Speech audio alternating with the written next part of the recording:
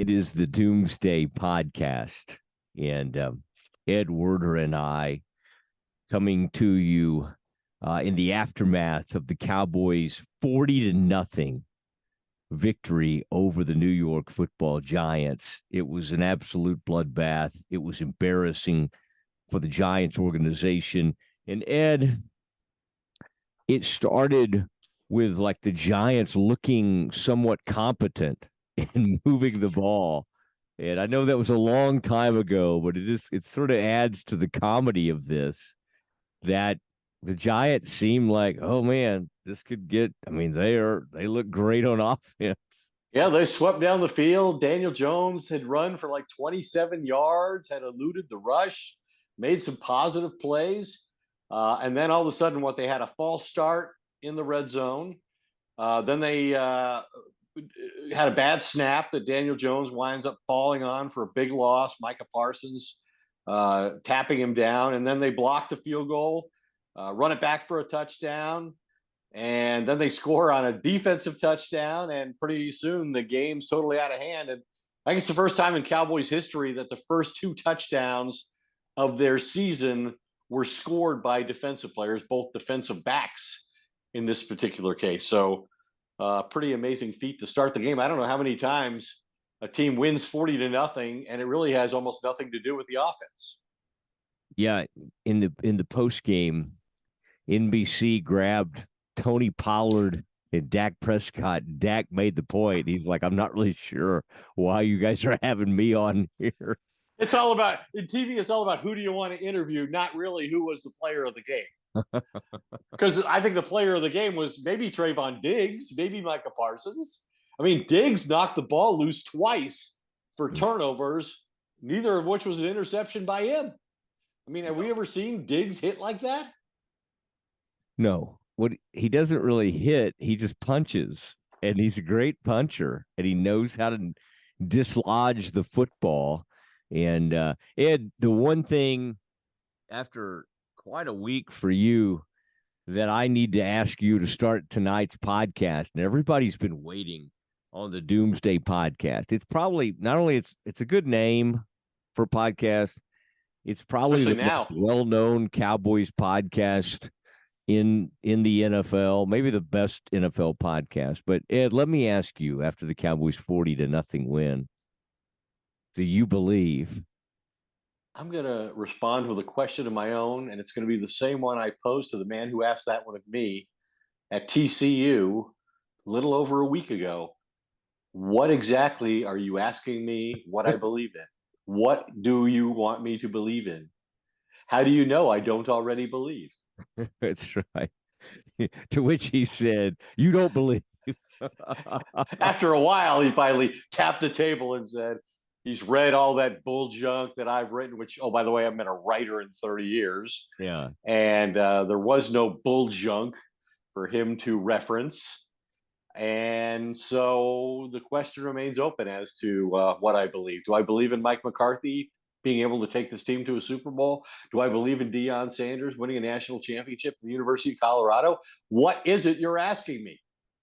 Well, by the way, you were the news last week. Now the former head coach of my alma mater is in the news because they beat Nebraska and Matt Rule, and they always show up with receipts.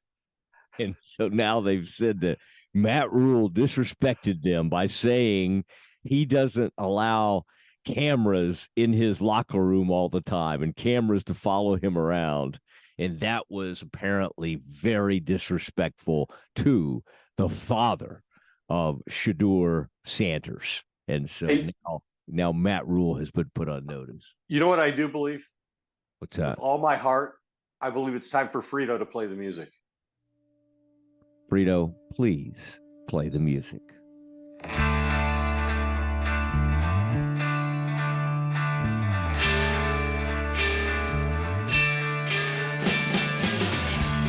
All right, and there it is. And when you hear that music, it's the start of another season. And Ed and I read all your tweets. We see it, and we know, and we fully appreciate everybody who gets excited about our podcast. And that's why we stay up late. We put in ridiculous hours to bring you the Doomsday podcast from Frito Nation Productions in far North Dallas as the Cowboys beat up on the New York Giants. And Ed, Cowboys were favored. There was some thought, well, I mean, how much could it hurt to not have Tyler Smith? We saw an hour and a half or 2 hours before the games. Ed, you were at the NFL opener the other night. They ended up being upset by the Lions. I really enjoyed your coverage of that. But you came off that and then started kind of pouring yourself back into the Cowboys. But in the Cowboys, I mean, the great thing about tonight is I think Chuma Adoga played pretty well, but it was hard to really know because the Cowboys didn't even really need that much from the offense.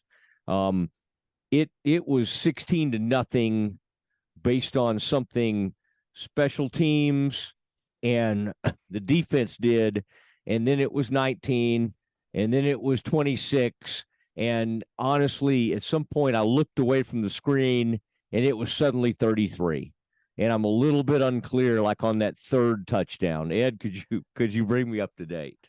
Was that the Cavante Turpin touchdown? The rush? Yeah. Cavante goes scrambling into the end zone, and they want to get him more involved in space. They have. Yeah. That was kind of nice. So I think first of all, let's put this in some kind of context for everybody. This was Mike McCarthy's first week 1 win as a Cowboys coach. In his 3 previous seasons, he had lost his opener twice to Tom Brady, obviously. And winning as decisively as they did, the Cowboys became the 5th team in NFL history to open their season with a shutout of 40 or more points on the road. Prior to the Cowboys doing it against the Giants tonight, the last team to achieve it was the Steelers in 1999 at the Browns. The Cowboys' 40-0 season opening road victory is both the largest shutout victory in Dallas's 63-year history of playing professional football and the largest in Mike McCarthy's 17 years as an NFL head coach, his largest shutout victory.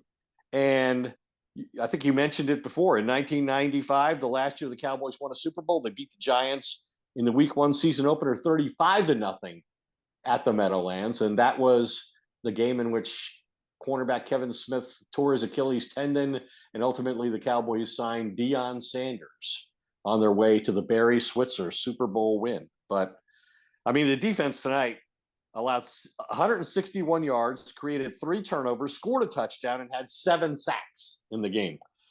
Micah Parsons was asked after the game about the statement the Cowboys defense made tonight. He said, I think we're making a statement that we've been trying to make. We're the best defense in the National Football League, is what he said. And the other thing I wanted to say about the defense is Dan Quinn. I mean, how fortunate are the Cowboys that after the disastrous season that Mike Nolan had, in which they allowed the most points in franchise history, Mike McCarthy hired Dan Quinn, who the Cowboys had beaten by 40 points earlier that season. And I know this week that Quinn put up on the board for his defense their priorities. And the first one was the ball, followed by about 8 exclamation points.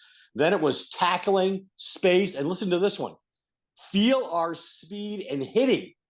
I didn't think the Cowboys had really been a big hitting defense for a defense that, has led the NFL in turnovers the last 2 years, which only the Steelers have done in the 70s. Last time that's happened, they did it 3 years in a row. The Cowboys trying to equal that feat. But I really never got the sense the Cowboys were a big hitting team. They could, like you said, punch the ball out.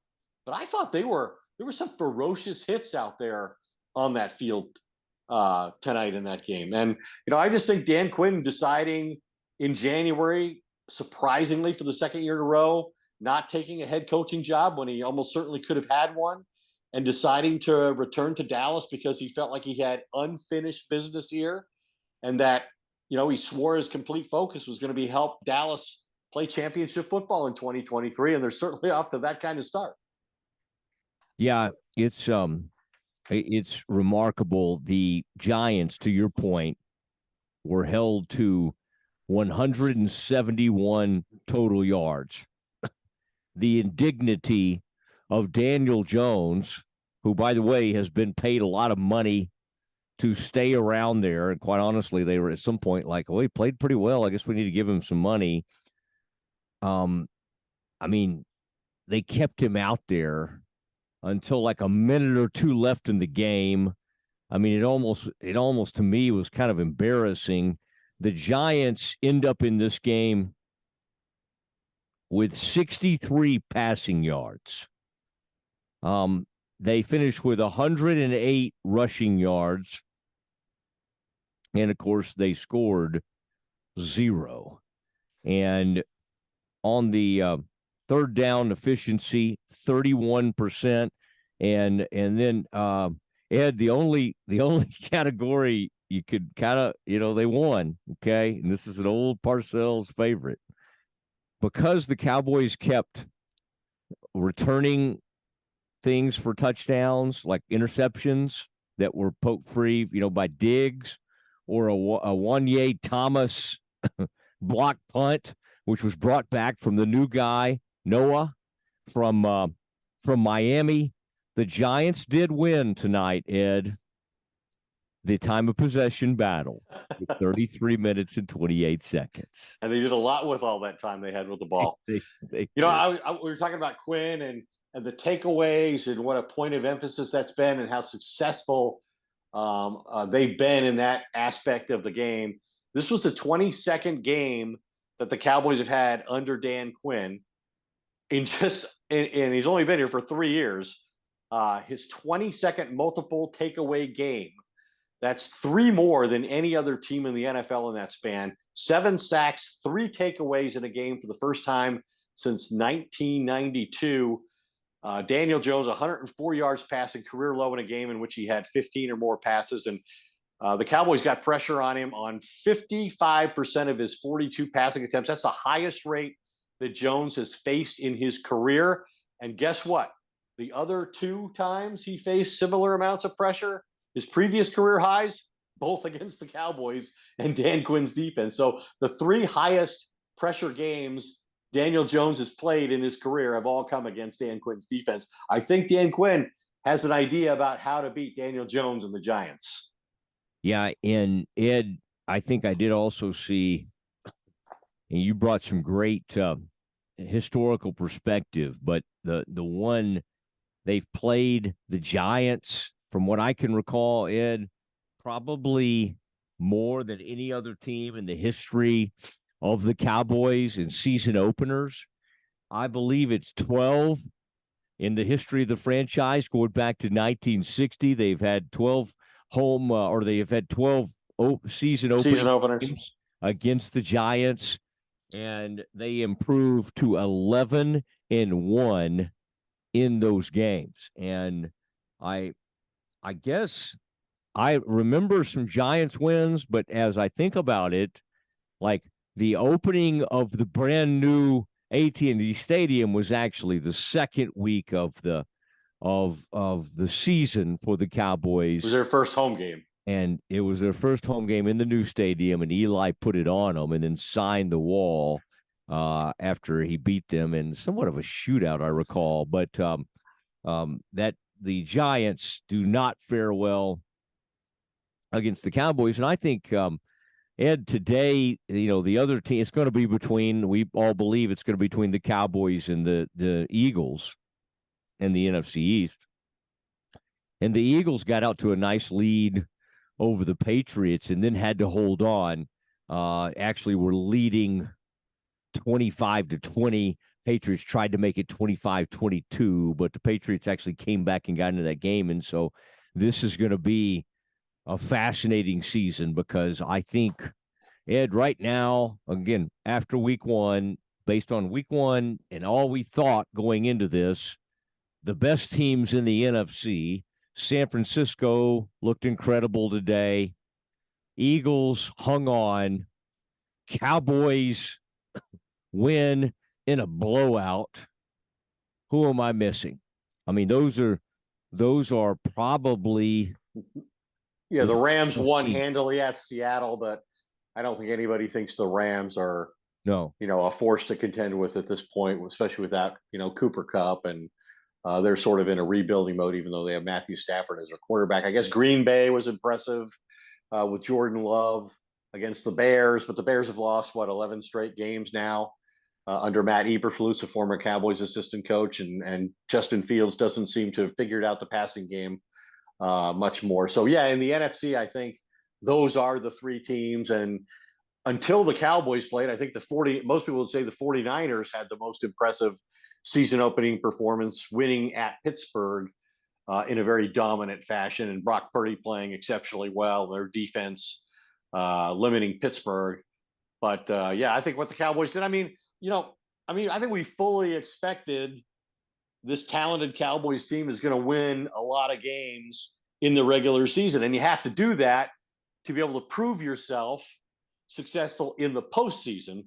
And that's where this team ultimately is going to be judged. But, I think this team looks more talented than Mike McCarthy's last two teams. And both of those teams won 12 regular season games, but only one game in the playoffs.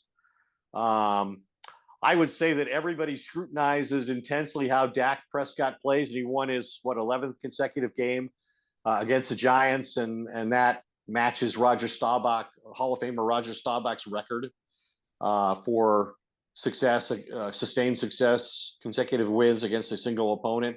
But when the Cowboys play defense like they did tonight, make the other quarterback play like Daniel Jones did, it didn't really matter what Dak Prescott does.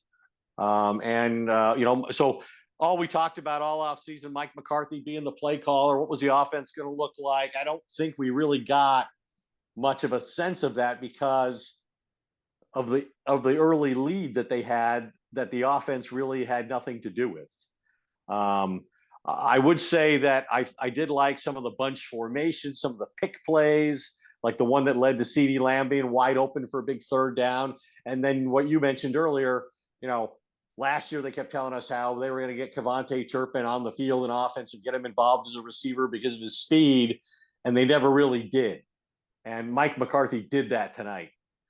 He was on the field a lot, and he was targeted quite often and scored a touchdown, as we had acknowledged earlier. But it doesn't really matter when the defense is that overwhelming. The offense doesn't have to do a lot, and I guess credit to Mike McCarthy, an offensive coach, and now the play caller again, for recognizing in the construction of this team that it's a defensive-oriented football team and playing that way. Yeah, I think that has been recognized. And another kind of Werder-like stat from Ed from ESPN Stats Information, a group that you utilize on a pretty regular basis. I idolize those people. Are the fifth team to open their season with a shutout of 40-plus points on the road, according to ESPN Stats Information.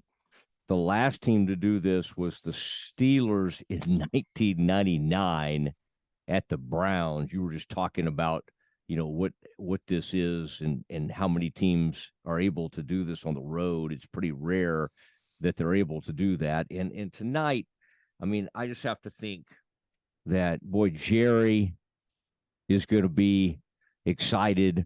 It left the broadcast tonight a lot of time to kind of vamp and show a lot of different things, talk about a lot of different things. And Ed, they had some nice things to say about Gil Brandt, who played such a huge role in the formation of the Cowboys and the brand that they became.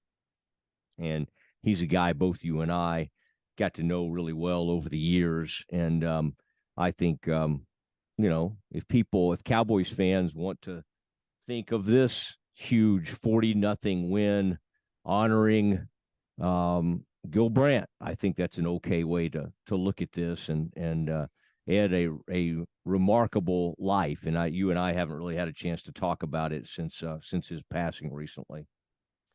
Yeah, what were the numbers? I posted him on Twitter right after he passed away. I don't know, a week, 10 days ago.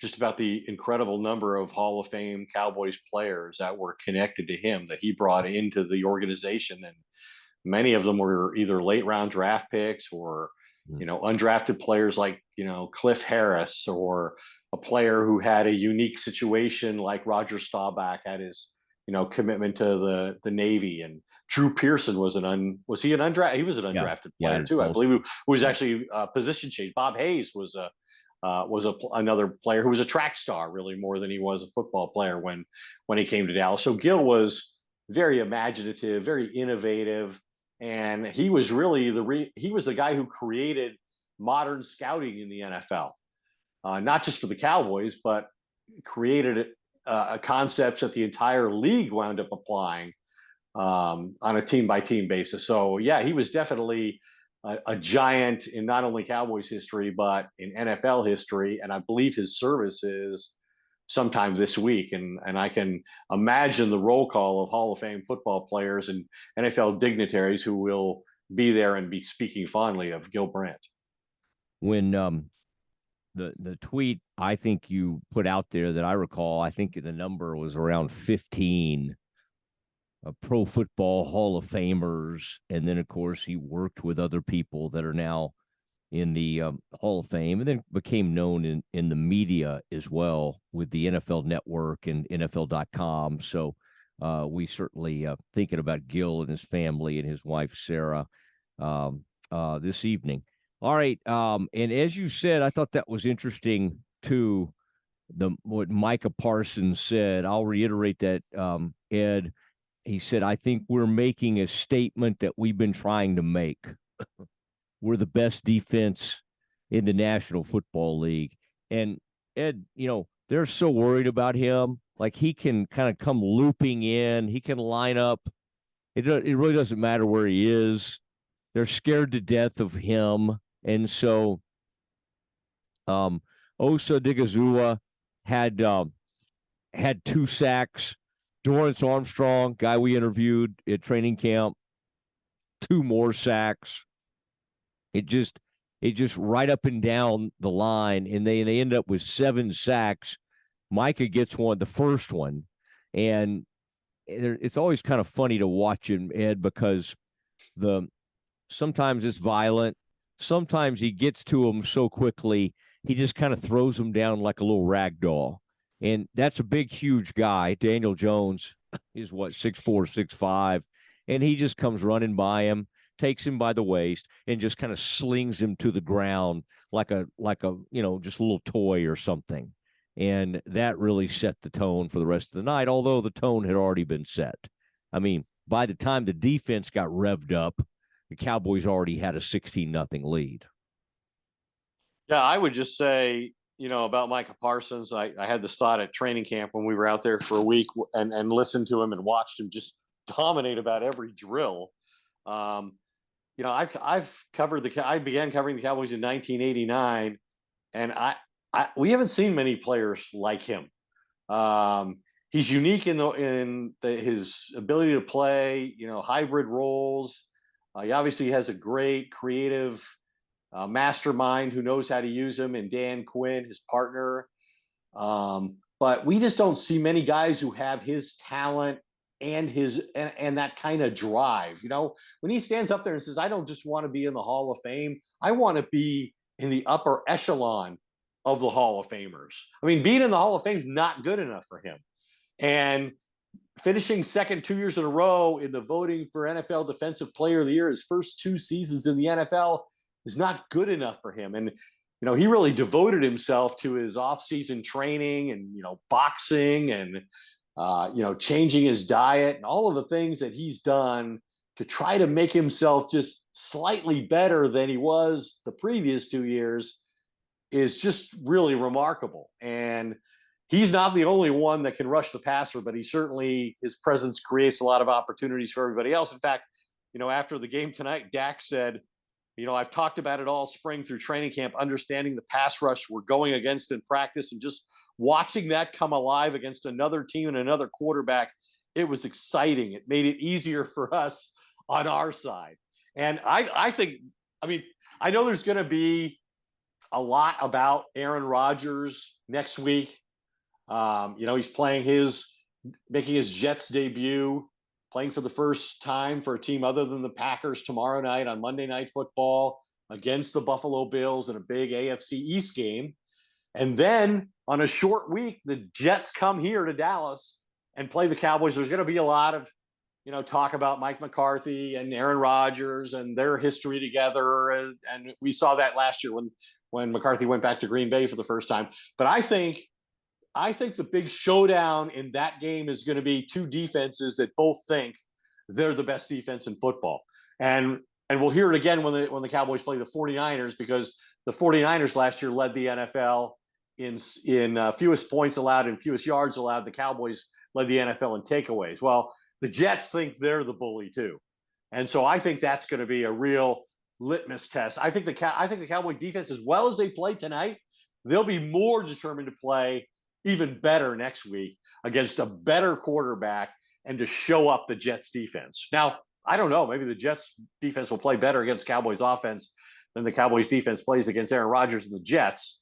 But I think that's going to be the mindset going in for both these teams. That's really their identity right now. Yeah, and it's going to be you brought up that Brady, they saw Brady in the opening game previous 2 years, had some success, at least numbers wise, not maybe winning obviously, but to have you just step up so far in quarterback play from what we saw tonight to playing against Rodgers and the weapons that he has. It's going to be a lot of fun. And that's a great thing about the NFL. You can point to, I was looking at the schedule tonight. NBC said, okay, we got our next. It's like all these networks, Ed, they live for their next primetime Cowboys game, right? And like, that's all they're like, well, this game stunk. I mean, it's the Cowboys, so at least the ratings were probably good for the first half. But it's like, okay, our next chance to get them is like week 4 or whatever it is. We got a night game, and who is it, Ed? I saw the matchup, and I was like, oh, dang, that's good. That's really That's San Francisco. The Cowboys are at San Francisco week 6. Yeah. Oh, week 6. They have that. I think it's week 6, yeah.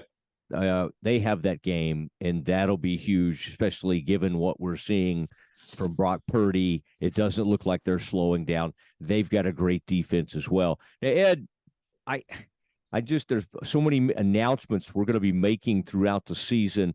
I wanted to tell you the first of many announcements we'll be making. And as always, we gather throughout the year different sponsors. And of course, one in particular, as we get closer to the holidays, comes very strong.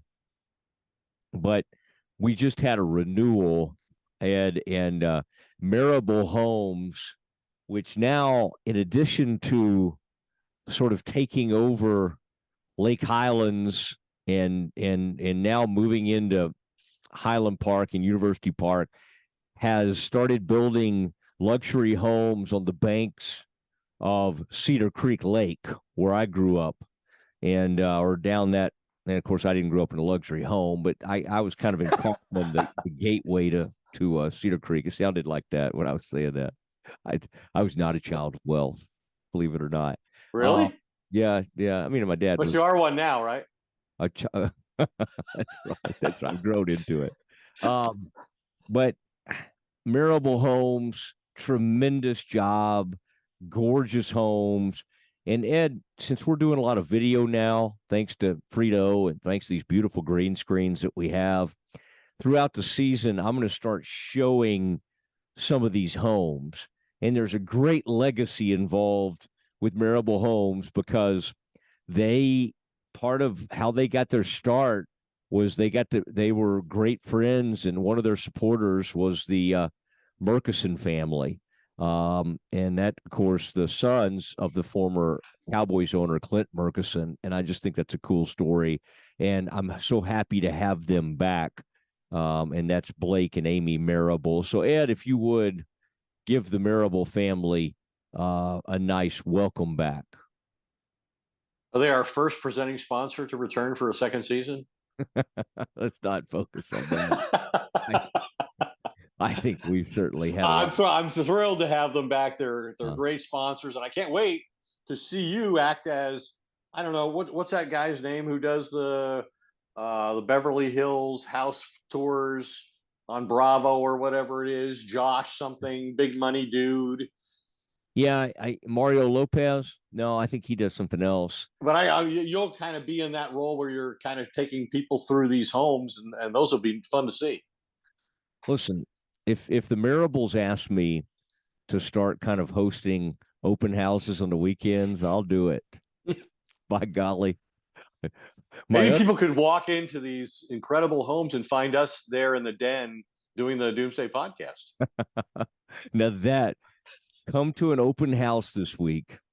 And now the thing about they build these brand new, beautiful luxury homes. So there's not always an opportunity for an open house, because they're kind of building them Custom, right? They're custom scratch, yeah, custom. Yeah. But like an open something, like an open floor plan day. And you and I will be there to kind of greet people and say, let us tell you about these floor plans. I'll park the cars and you give them the tour. Ed Werder, celebrity valet. I like that. Well, I think you and I would have a good valet service. Marable Homes, the best place to buy a very expensive home. No, a luxury home. And quite honestly, the service and the craftsmanship is amazing. And it's when I go off script, it's a problem. Ed, it is time though, and we need to work him in because he's become a valued member, and we've put him through like a 4-year probation period, but we've decided after that he will return to the Doomsday podcast. It is time for something we call stretch plays with Glenn Stretch Smith, former Cowboys scout and coach, and former University of Texas tight end. Stretch, first of all, welcome back to the Doomsday podcast, and just in general, a tremendous start for the Cowboys. And let's start a place that has been much maligned by us, by you. In the past, we were a little bit tough on Bones Fossil. I think he's grown on you. I think his antics now you find kind of humorous, and I think you've grown to appreciate the man. And the block field goal return for a touchdown. What a way to start a season, and Stretch, the Cowboys never really look back from there. Yeah, whenever you can get an advantage in that area, it's something you work on all through camp. It's something that you wanted to see done. I mean, today Sean Payton tries to run a surprise onside kick. You want to be able early in the year to kickstart your football team through special teams. And then throughout the year, you always want to be able to tilt the field with your special teams. In other words, you're always going to the short end of the field. You're kicking the ball deep and causing them to take it the length of the field for drives. And I think any time that you can step up, you can block, you got in a situation where they shot the gap and were able to block that kick and then scooping it and scoring it, and it's a whole nother story. And so you can tell it's something that they worked on. It's something that they practiced. And I think you have to give credit to Bones Fossil. I think you have to give credit to him going out and finding a kicker in the USFL that, albeit he missed the first extra point right there. I mean, he came back and kicked the ball pretty well, kicked the ball out of the end zone. When you're not having to pay excessive money to get a kicker, to get it, to get a guy to step up and hit it through the pipes. I saw him, scouting in the USFL. And so, yeah, good for him for stepping up and signing that young man. And then I think obviously did a great job schematically with blocking that kick and then picking it up and scoring with it. You got to give the special teams an A also because of how they handled the football in those wet conditions. So, I mean, you got to give, as tough as it is. Yeah, and I know he'll go buy him some of those extra wristbands over there to wear on the sidelines. You got to give him an A. Man grew up being a ball boy at those Raiders practices, loves that Southern California area, also Northern California, some of those training camps, and I love his enthusiasm talking about bones, fossil.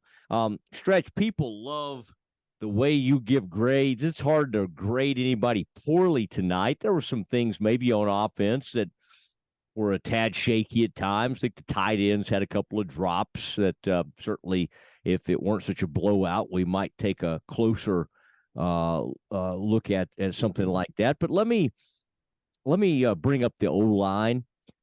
I along with a lot of people, a little bit worried about what it would look like without Tyler Smith. I got to say, number 71, Chuma Edoga, was in there and looked fine to me. I mean, is he as good as Tyler? Heavens no. But I thought Tyron hung in there, had come out of the game once, came trotting right back onto the field. What did you make of the O-line and just the overall running game, what we saw of it? Yeah, I'll tell you what I like about, these type of situations when you start thinking about, okay, you got to put a grade on guys or you're having to evaluate guys, is when they know you're running the football and you can still run the football, you can impose your will, you can do some things. They were able to put Turpin in the backfield, get him a touchdown. They got the young kid Deuce in there. I think that what you're seeing is a group that said, hey, we didn't get to play a lot during the preseason, so we're going to have to come out here and really get after it and be physical. And I think that's what you saw them do. You saw them play very physical up front. It was good to see Zach Martin in there. I mean, he sealed the guy one side so hard inside for absolutely a walk-in touchdown. I like that they went unbalanced one time. I showed that tonight on WFAA. They went unbalanced and were able to toss that ball, get it in for a touchdown. So the point I'm making is all of that gives the other team things that they have to work on. And I really believe that's really effective. Here's the other thing is Mike Solari coming in here as the offensive line coach is a very experienced offensive line coach. He's more demanding than, say, a Joe Philbin was, who was here previously. Now, I'm not casting stones at Joe Philbin, and I'm not pumping up one way or the other. I'm telling you that you can tell that they're coached a little different. The meeting room runs a little different. And with how Mike Solari is doing some things, I think you can see this offensive line continue to make strides. Ferguson has got, like you said, he's got to get better in routes. He dropped the stick route that, Schultz would have caught. Those are things that in critical games, you've got to be able to move the chains. Hendershot went up for a ball in the end zone, and he acted like he'd never had a ball thrown at him in all his time in Indiana and last year here with the Cowboys. So I think all of that will clean itself up. And obviously, when you have to play the speed of the game with your starting quarterback, those things will work themselves out. So it is hard to come down on them from a grading standpoint. I thought really the offense, when you look at even Pollard, you look at Dowdle, I thought they just did really what they needed to do to win the football game. And I believe, Matt, that it may be that way this year. I really do believe that if the Cowboy offense can just not turn the football over, it's okay to punt every once in a while, run some play action, run some unbalanced, run some 7-man, some 8-man protections. I like the addition of Cook. I think that he's Brandon Cooks is going to be a great addition. So I like where they're going with the offense. It's just going to take some time for them to settle in. All right. Cooks did draw a big pass interference penalty down the field. CD, you were talking about him, 4 targets, 4 catches, 77 yards. Dak goes in Pollard, 14 carries, 70 yards, couple of touchdowns. Dak, 13 for 24, 143 yards. As you would say, Stretch, pretty workmanlike, but did what he needed to do. No glaring mistakes, distributed the ball. And I think that was, I think that was pretty good. Stretch, I I got to ask you about, like it's remarkable that you could be missing Wilson and then Jordan Lewis, your slot guy, your starting slot guy, and have be kind of down in those defensive backs, and you're always kind of asking, okay, who has to step up now? Deron Bland with a 22-yard return for an interception. Gilmore has an interception, the veteran, and then Trayvon forces a fumble and then forces that INT. I stretch for a team that we've talked about some of the deficiencies in the secondary. That's pretty great thing to be deep enough to where McQuamu, I mean, it just doesn't really matter where you go. You're getting really nice performances from all over. And I was trying to think, okay, wait, who's 14 now? And Marquise Bell, who's kind of a safety linebacker hybrid, made a big play tonight. I just thought after what we've seen in the DBs in past years, pretty impressive group, it seems. Yeah, and I think I think the key that you touched on is the depth. I mean, this football team has got depth. And the key is, in my mind, too, is how they roll the defensive line in there. Now, I'm going to make a point here because I think it really needs to be said early on in this football season, and that is when you add Stephon Gilmore and you add one of the best corners in the league to one of the best corners in the league, and we could sit here and rank them, however you want to rank them across the league. I believe the Cowboys have two of the top 12, maybe possibly 10 corners in the league. Then you have Deron Bland, who is a physical guy that can go in and play nickel. All you need to do really is cover that guy an extra half second. All you need to do is make him stem a route one more step one way, or have to release a certain way because you jammed him. When you do that, that creates opportunity for sacks. That creates indecision with the quarterback. That creates a defensive line who can now roll in there, and they can roll those guys in there and keep coming after the quarterback. Because let's face it, the guys that get paid in the NFL are the quarterback, obviously, the guy that protects the quarterback's blind side, defensively, the guy that can cover and sack the quarterback. That is really how the salary cap lines up. And when you look at how the Cowboys can roll, you make a point. Yeah, they got some guys in the secondary, but I think more impressive than that is they've got 8 defensive linemen that they can roll in there. And we're not even talking about Smith yet, the first-round draft pick. I mean, you've got guys on top of guys right now, and I think that's going to be the key for the Cowboys is they do have depth. They can cover you, and anytime you can do that, you're going to cause indecision in the quarterback. He holds the ball a half a second. Your pass rush gets there. I thought it really is. I'm going to step out on a limb here and say, hey, I'm going to give the pro scouting department of the Cowboys an A, because when you can add Gilmore and you can add Cooks on the offensive side, 2 highly impact players, and then you create from the scouting department, the college side, you've got all this depth from a defensive line standpoint. You got to give some credit to those guys, and obviously how the Cowboys have drafted and how they put this defensive team together, because that's going to be how they're going to win this year. They're going to win because I believe they'll throttle people defensively. That doesn't mean, every game. They're going to be able to do that, but they're going to create turnovers. They're going to create sacks. They're going to get after you. And I think that's what the defensive coordinator wants to do. And, I mean, really, you got to give all of that group, including the scouting department, and, hey, it's as impressive as showing from a defense. I mean, you look at Brian Daboll, he was so frustrated. He didn't have any idea what to call. I mean, he's running the quarterback late in the fourth quarter because he doesn't know how to number up and even be able to block the guys running the damn quarterback. So, I mean, hey, kudos to the Cowboys, their organization, how it's set up and how they've structured this defense. And I know we're early in the year and you don't want to overreact, but when you go just throttle somebody and just, leave them with nothing, to me, that speaks volumes about where you are as a football team.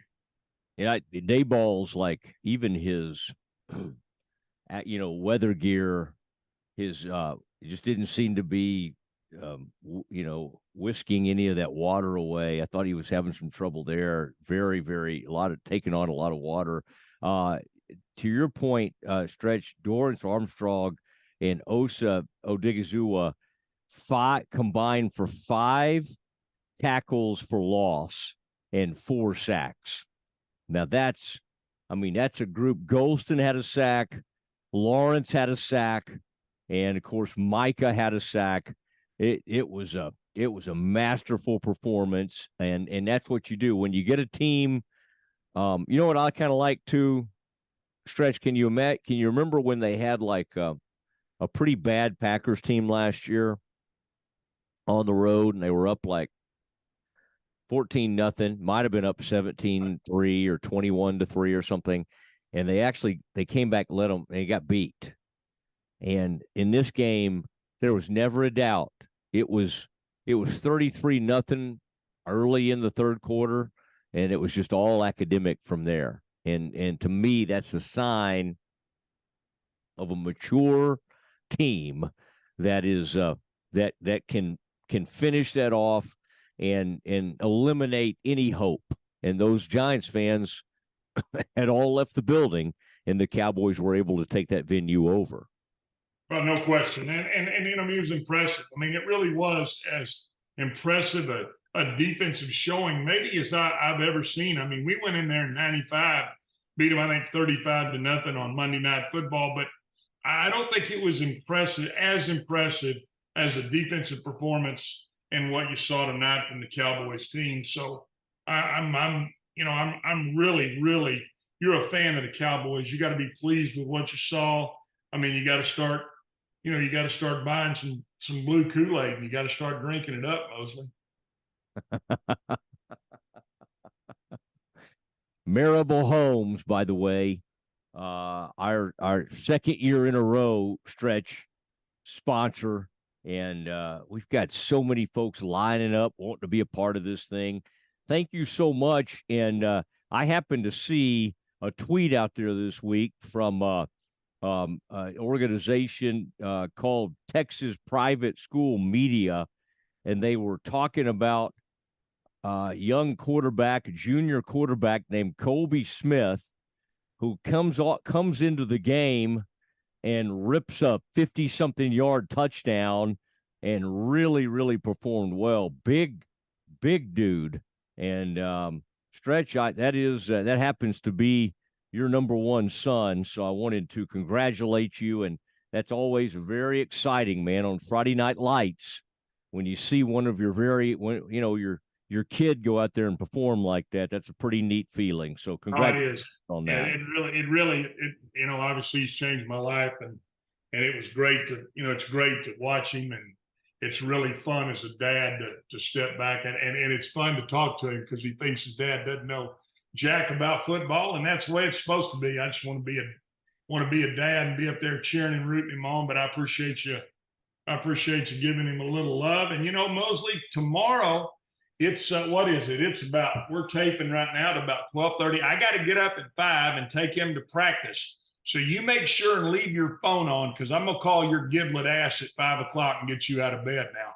All right, now I hope you'll say some of the same things to him that you say to me. Always trying to get me to get a haircut. And you look pretty good. Colby has a pretty nice head of hair. Let me just say that. You look pretty good. You look pretty good tonight, Mosley. What do you use? Are you using one of those paddle brushes? Is that how you get that stuff to kind of have that flow like that? This ain't pert. Hey, buddy. This ain't shoulders, buddy. I hear you. You look like, it looks like something that looks like something Paul Mitchell's put together. So good for you. Paul Mitchell, know him well, and have loved his products. In fact, he makes bedhead, and I like to rub that stuff in. It really, you've sent Mark Friedman into a sneezing attack. He got to laughing and sneezing the whole thing. Big fan of Paul Mitchell, Stretch. Yeah, and can you see Mosley with a handful of that Awapui shampoo scrubbing it down? Just trying to draw you a picture, Frito. I'd rather not look at that picture. It's good stuff. Stretch, thank you. And another great episode of Stretch Plays. All right, there it was. And hard to find too much fault. Stretch used to really get after Bones Fossil. And it's not, I don't advise that these days. Bones, Ed, let's break down that one play. You know, in a 40-0 win, you don't really like go play by play, but man, that you talk about, here are the Giants, and they make the mistake down there, but they're going to go up 3-0, and they're going to kick that field goal, and we're thinking, oh, who knows? Maybe the Giants will hang around for a while. And Wanye Thomas comes just almost kind of like one of those old Seattle type kick blocker. Who was that? Browning and some of those guys that were so great. He comes rolling through that line, and it was the easiest block ever. I mean, the guy never had a chance. He basically blocked it with his chest. And then the guy they trade Kelvin Joseph for from Miami. Yeah. Ed, when he first picked that, I think it's number 19. Yeah. Yeah, there you go. Say it. Ignominy. Ignominy. I think you said it right the first time. Ignominy. Returned it 58 yards for a touchdown. And you know, the thing I noticed when I watched the replay is Thomas, you know, kind of splits two blockers, kind of leaps through there. And like you said, just kind of took it off the guy's foot easily. And then he makes the block that allows his teammate to take it 58 yards. He knocks the guy who's going to get Noah Ignanaway, probably make the tackle. You don't think I got that right? Nothing. I mean, when I saw we traded a guy with a very common name, the Cowboys traded a guy with a very common name, Kelvin Joseph, for a guy with this name, I, as a broadcaster, choked a little. I did not want to have to say this guy's name on TV. So I thought, well, if he has a career like Kelvin Joseph, I'll probably never have to mention him. But here we are. But yeah, I thought he made a great play on that, in not only blocking the kick, but then blocking the would-be tackler who probably could have prevented the score from happening and the Cowboys from taking that early lead. And it was unfortunate that Aubrey, the new kicker, then went all Brett Maher and choked his first extra point. But he kicked a clean game after that. So when we go to the Star on Wednesday, we won't find the kicker with his bags packed on the porch like we did so often back in 1989. I'm telling you, back in 1989, we would go cover the game on Sunday, and on Monday morning we drive to Valley Ranch, and they had a little, carport, little canopy out the back in a parking lot. Yeah. And after every loss, there would be 5 or 6 guys standing there with their bags packed, waiting for the hotel shuttle, take them to the airport. Their careers were over. How would you handle that when you would see them? Would you try to go up and visit with them, or kind of do a little exit interview type situation? I tried not to make any eye contact with them. I knew they felt terrible, and obviously never going to need them again. If they couldn't play on a 1-15 Cowboys team, they weren't probably going to make another appearance anywhere in the league. So it's I big time them. Basically, I had no time for these people. Yeah. It reminds me of a time, and even into when I started covering the team in like 2003. I mean, there was a time where we could Valley Ranch, where if you need to grab somebody, you could either wait for them at the exit or the entrance, because there's only one way into Valley Ranch, or you could literally go back in that back lot where the players parked and just kind of wait on people. And we did that to Parcells. Archer and I waited on him one day, and he finally came out, and it was like, are you going to retire? Are you going to keep coaching? And he decided to go ahead and coach in 2006. I think he would live to regret that. But you could kind of stake people out back there. And Ed, the time you're talking about, I bet y'all like basically parked with the players back there. Like it wouldn't shock me if y'all literally had lunch with them. Like that's about how it was in the late 80s, early 90s, maybe until they started winning Super Bowls, right? Yeah, when I first came here in 1989, once they had the roster finalized, the PR department gave you a list with everybody's home phone number. I mean, nobody had cell phones back then. They give you a list of everybody's home phone I mean, you could, and I think Tom Landry was in the phone book, in the Dallas phone book. Anybody could look him up and call Tom Landry. I don't know if he'd get on the phone. His wife might prevent that from happening, but it was a different place and time than it is now. There was some player, this might have predated you even, in the when Landry was still coaching, and it was like his name was like Manny something, Manny Hazard or Manny. That's some. It was a U of H defensive back or something. And one time, Kalashaw was desperately trying to get a scoop on this player, and literally it was like a very end of the roster type guy. And the story goes, at some point he was calling Landry at home to try to track this down, and so I think Tom the next day told Tex or whoever, and he said, "Give this one to Kalashaw. He's been all over the story." And it was of nominal interest to anyone. Nominal interest to Kalashaw, of no interest to anyone else. Tom thought Kalashaw had earned that story, perhaps. It is the Doomsday podcast on a victory Sunday night. As we tape this, it's midnight. It has just struck midnight on Monday morning, so we probably ought to wrap this up. Ed, is the Cowboys get ready to face a team, and they'll be on a short week now. The Jets will.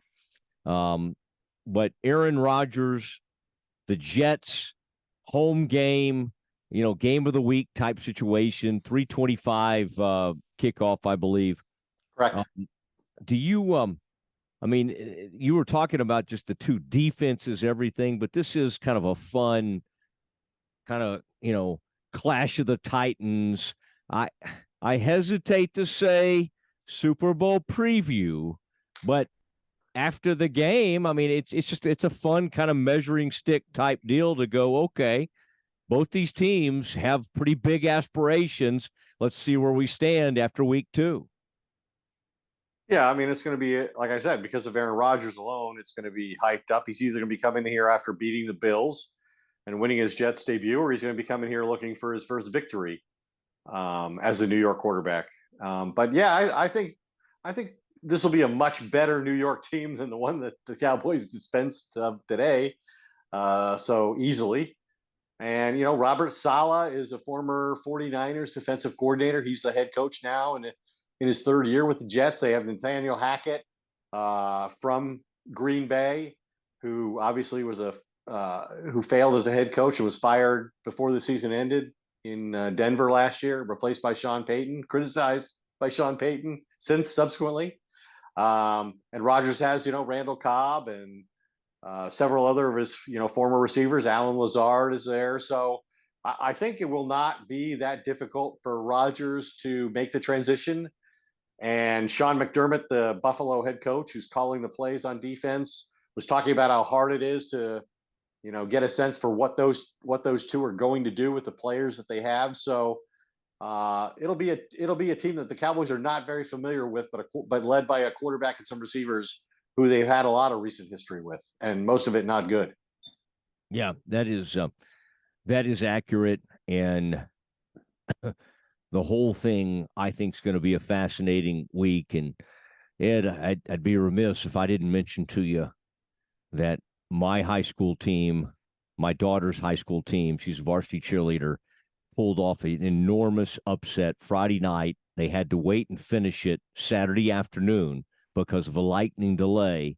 But the mighty Lake Highlands Wildcats, led by new coach Corey Campbell, took down the mighty Highland Park Scots 51-41. And it's one of the great victories. It's the first win for Lake Highlands over Highland Park since 1989. And they hadn't played the whole time, but still, huge deal. And so anyway, I just wanted to mention that to you, Ed. That was a real nice segue right out of the Jets, Cowboys, Rodgers, Dak, right into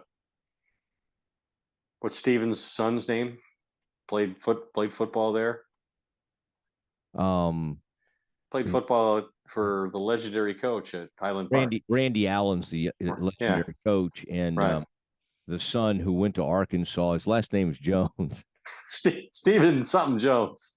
John Stephen. John Stephen, that's his name. Yeah. He was a good high school player. He was great. And he's now part of the team. And Jerry leans on all his grandsons heavily in the draft room, as we've seen as well. All right, Ed, thank you for embracing that, and appreciate everything you've done this evening, all your travels, and best of luck to you. I don't know if you're going to be on the Dion beat, but after 2 big noon kickoffs, ESPN Game Day now headed to Colorado to cover Colorado State, Colorado. I mean, no offense to the place. I mean, I think you have one of your several homes in the near Colorado State, but I don't. This normally would not qualify for a ESPN Game Day, but that's where they are. So Dion, I don't think it's a great development for Colorado State, to be honest with you. To have the spotlight on them. Yeah, I think they'd like to have laid low, maybe close the gates, not really, kind of have a close practice and call it a game. But we'll see. Never know. All right. Ed, good work. But I will be at the game next week. I've been assigned the Cowboys Jets, so hopefully you'll be there. We'll be in a suite afterward, and we'll be talking about how the Cowboys and Jets fared. That sounds good, Ed, and appreciate all your work and appreciate the fact that people can see us. This will be up on our YouTube channel, and people have asked, we want to see Werder when he's talking to us, and so we have now made that happen. For Ed Werder and Frito Nation Productions, Mark Frito Friedman, and Glenn Stretch Smith, I'm Matt Mosley. Good night from far north Dallas.